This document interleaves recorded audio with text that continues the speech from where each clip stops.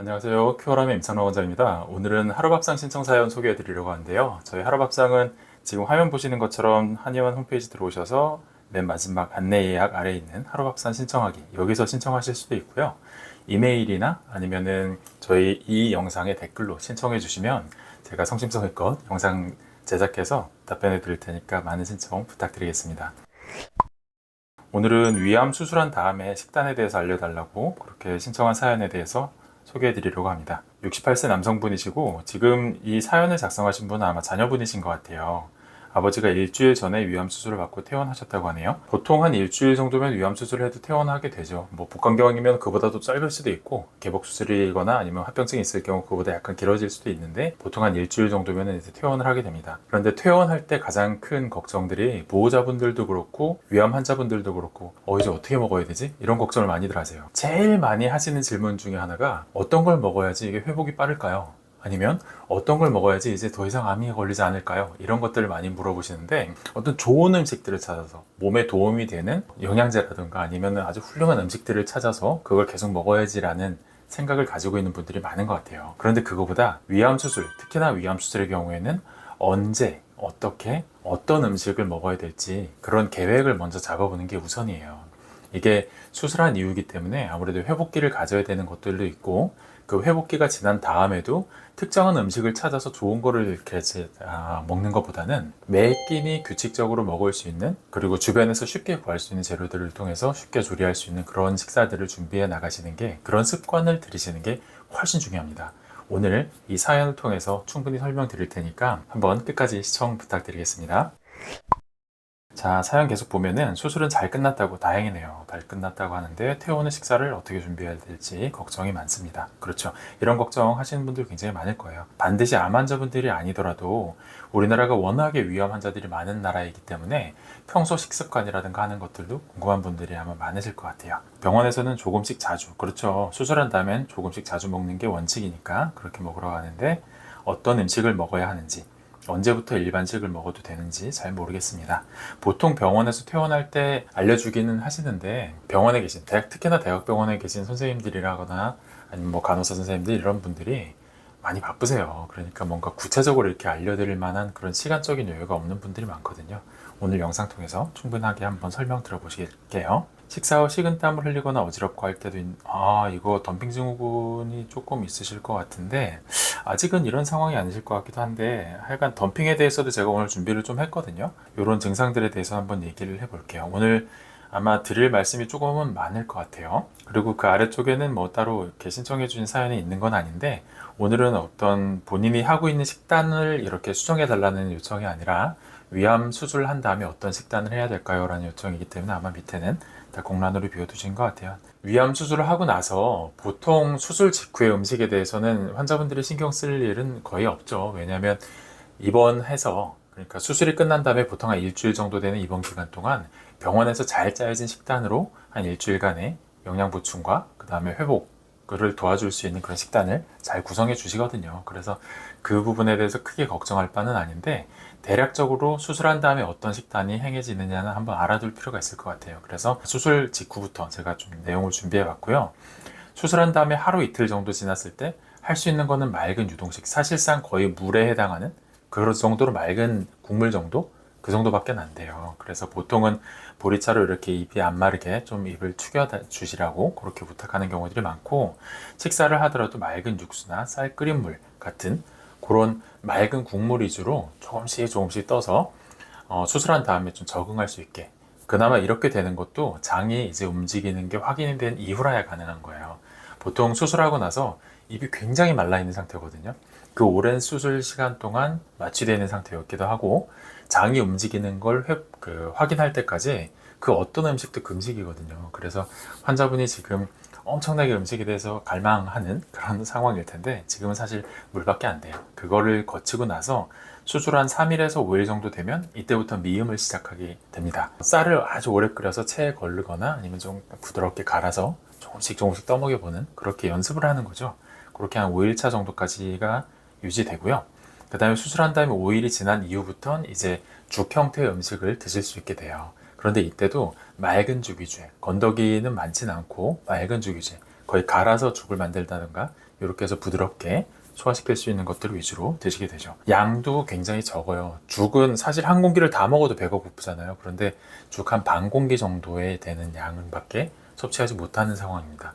그래서 죽 한 반 공기 정도 되는 걸로 하루에 여러 번 나눠서 배식이 되게 돼요. 그리고 간식으로도 뭐 두유 한 100ml 그것만 간식으로 주거나 아니면은 작은 연두부 있잖아요. 그거 하나 정도 간식으로 드실 수 있는 그런 상황이에요. 그런데 어쨌든 퇴원할 때쯤 되면 일반 사람들이 생각할 정도로 그렇게 음식을 거의 못 먹는 그런 상태가 아니라 죽 정도는 일단 소화할 수 있는 그런 상태가 돼서 퇴원을 하시게 돼요. 지금 이분의 경우도 수술한 지 일주일이 돼서 퇴원을 했다고 하시니까 지금은 아마 죽 정도 드실 수 있는 그런 상황일 거라고 생각이 됩니다. 그렇게 돼서 일주일부터 2주차, 수술 후 2주차까지는 일단 먹는 연습을 하는 기간이에요. 그래서 제가 적어놨는데 죽이나 연두부, 계란찜, 흰살, 생선, 채소찜 거의 씹지 않아도 넘어갈 수 있을 정도의 음식을 드시게 돼요. 이거를 하루에 6번에서 8번씩 아주 소량씩 나눠서 하루에 3끼, 평소에 3끼 먹을 분량을 반으로 나눠서 6번이나 아니면 그거보다 조금 더 나눠서 8번까지도 이렇게 나눠서 식사를 하시게 되는 거죠. 그래서 이때는 어떤 영양 보충이나 이런 거에 목적을 맞추기보다 이건 먹는 연습을 하는, 내가 지금 수술한 지 회복하고 있는 단계이기 때문에 자극적인 거나 이런 건 절대 안 되거든요. 물에 거의 가까운 그런 죽, 맑은 죽 위주로 해서 하루에 6회에서 8회 소량씩 드시는 연습을 하는 기간이라고 보시면 되고요.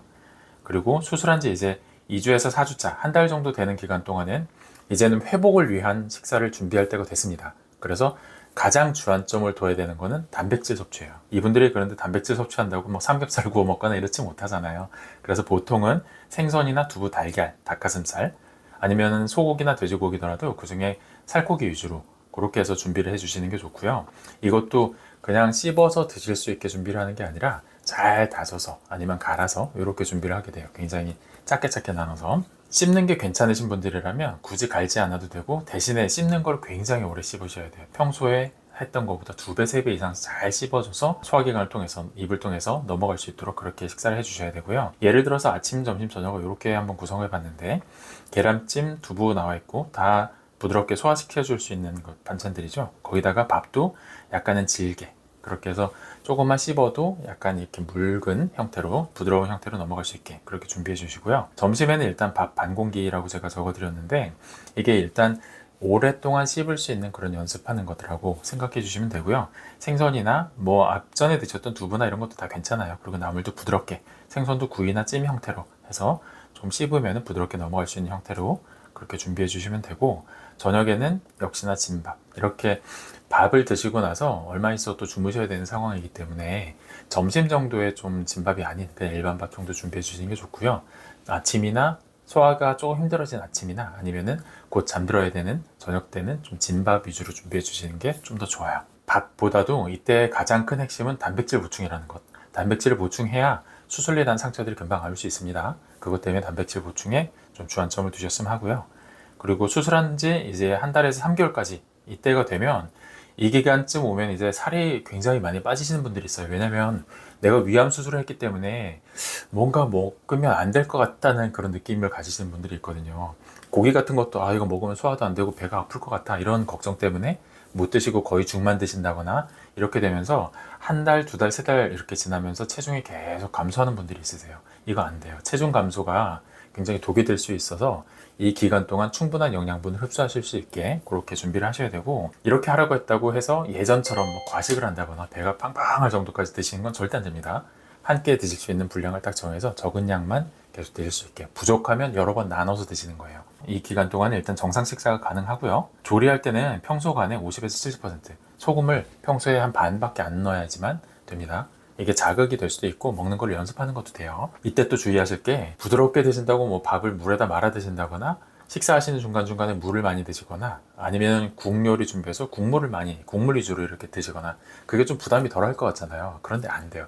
이렇게 국물 위주 아니면은 물을 식사 중에 물을 많이 드시게 되면 뒤에 설명을 잠깐 드리겠지만 덤핑 증후군 위험성이 조금 더 커집니다. 위장에서 충분하게 좀 쪼물럭쪼물럭 해주고 나서 십이지장으로 넘어가야 되는데 물, 국물 이런 걸 많이 드시게 되면 한꺼번에 수장으로 너무 많은 양이 내려가게 돼요. 안 그래도 위가 작아져 있잖아요. 그래서 그렇게 되면 좀 식은땀이 난다거나 두근두근 거린다거나 하는 그런 증상들이 나타날 수 있거든요. 그래서 곡물을 많이 드시거나 뭐 물을 식사 중간에 드시거나 이런 거는 피해 주시는 게 좋겠습니다. 그래서 몇 끼니 단백질이 들어가는 거를 위주로 구성해 주시면 되고, 역시나 소화 잘 되는 거 위주로 그렇게 드시면 돼요. 일단 덤핑 증후군에 대해서 좀 말씀을 드릴 거예요. 여기 보면은 식사 한 다음에 한 10분에서 30분 이내에 식은땀이 난다거나 막 가슴이 이렇게 두근두근 거리고 어지러운 느낌, 그리고 좀 이따 설사가 나온다거나 아니면 식후에 좀 졸린 느낌이 든다거나 이런 증상들, 보통은 이제 식은땀이 두근두근으로 이제 느끼게 되는데, 그런 증상들이 나타나는 걸 덤핑 증후군이라 그래요. 위가 작아져 있는 거잖아요. 혹은 다 절제한 경우잖아요. 그래서 보통 충분한 소화 시간을 거쳐서 십이지장으로 넘어가야 될 음식이 바로바로 넘어가게 되면서 너무 부담되니까 이런 증상이 나타나는 것들이거든요. 그래서 이런 증상이 나타난다는 거는 내가 너무 빠르게, 내 소화기관이 줄어든 거에 비해서 너무 빠르게 먹고 있거나 그 소화기관에 비해 너무 많이 먹고 있거나 이렇게 과한 식사 자극이 된다는 얘기예요. 그래서 천천히 잘 씹어서 소량씩 먹고 식사 후에 바로 눕거나 하는 그런 습관은 안 들이시는 게 좋고요. 그리고 아까 말씀드린 대로 국물은 줄이셔야 되고, 단 음식, 그러니까 혈당이 너무 과도하게 올라가면서 그 인슐린이 과다 분비돼서 나타나는 덤핑 증후군 또 있거든요. 이건 시간차를 두고 좀 나타나는 경우가 좀 많은데, 하여간 이런 것들을 많이 줄이는 게 덤핑 증후군을 줄이는 데 많은 도움이 됩니다. 그리고 방금 말씀드렸다시피 식사 후에 좀 시간차를 두고 1시간이나 한두 시간 정도 뒤에 이런 덤핑 증후군의 증상이 나타나는 건 우리 혈당이 갑자기 과도하게 높아지면서 인슐린 과다 분비로 인한 증상일 가능성이 많거든요.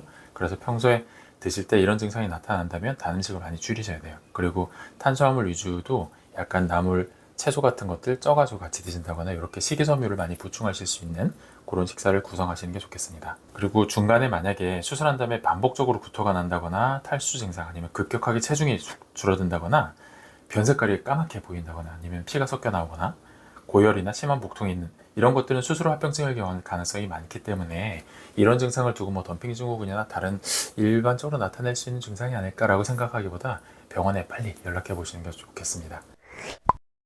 위암 수술 후에 어떤 식사를 구성하는 게 좋을지에 대해서 제가 설명을 드렸고요. 오늘 영상이 도움이 되셨다면 구독과 좋아요 부탁드릴게요. 긴 영상 시청해 주셔서 감사합니다.